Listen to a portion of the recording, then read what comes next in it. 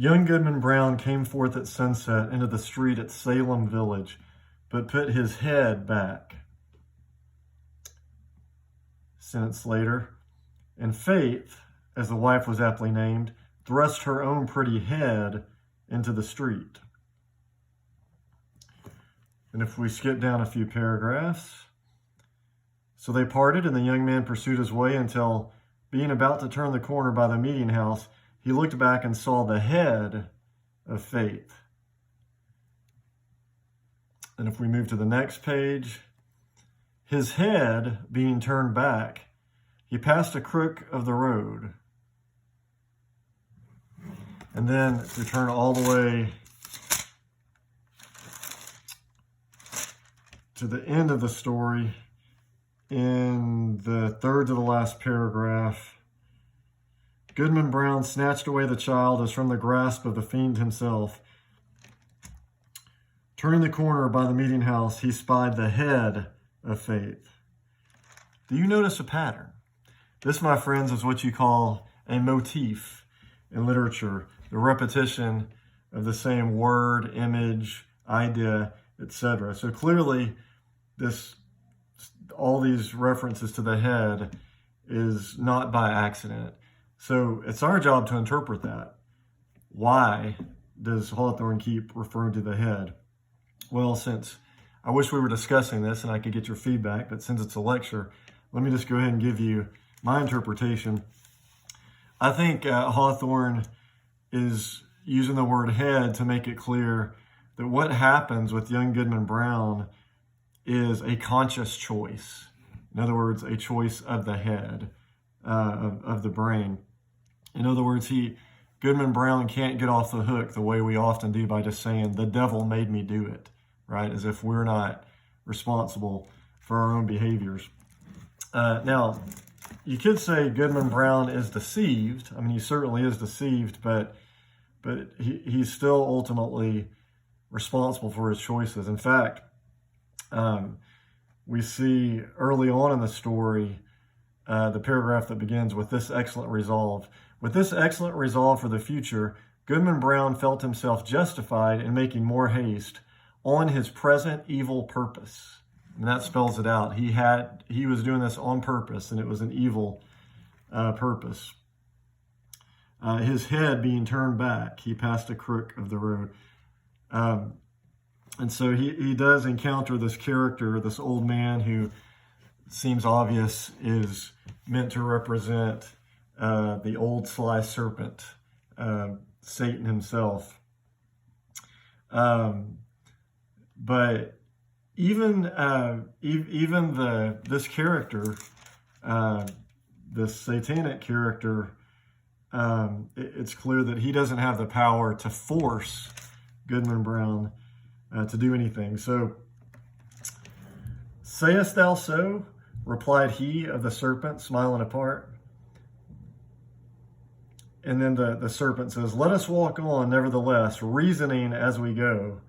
And if I convince thee not, thou shalt turn back. We are but a little way in the forest yet.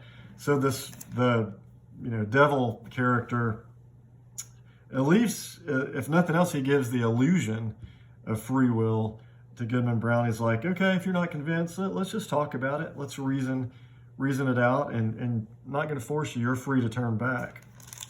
And now he's being disingenuous. He knows what this satanic character knows what he's doing. He's deceiving, but technically he's right. He doesn't force him. For instance, he says, nay, if that be the case, answered the other. Well, this is, okay. Goodman Brown says, well then, to end the matter at once, said Goodman Brown, considerably nettled, there is my wife, Faith. It would break her dear little heart, and I'd rather break my own. Nay, if that be the case, answered the other, the satanic character, e'en go thy ways, Goodman Brown. I would not for 20 old women like the one hobbling before us that Faith should come to any harm. So again, he's not forcing him. Goodman Brown has free will all along, or at least up until the point, the one point at which his free will is called into question is toward the end of the story, the paragraph that begins, "At the word, Goodman Brown stepped forth from the shadow of the trees and approached the congregation." So now he's made it to this black mass, this apparently the satanic ritual where everyone in the village is secretly attending, and his wife Faith. And of course, that's meant to be allegorical. Her name is Faith, but it gives Hawthorne the opportunity to make a lot of kind of double entendres with, like just the one we read, the devil says for us that faith should come to any harm. It's not just his wife Faith, but his faith, his spiritual faith, his faith in God. So here toward the end of the story, again, the paragraph that begins, "At the word, Goodman Brown stepped forth from the shadow of the trees. Felt a loathful brotherhood by the sympathy of all that was wicked in his heart." So here, for a change, instead of emphasizing the head, the heart is being emphasized. So the feelings.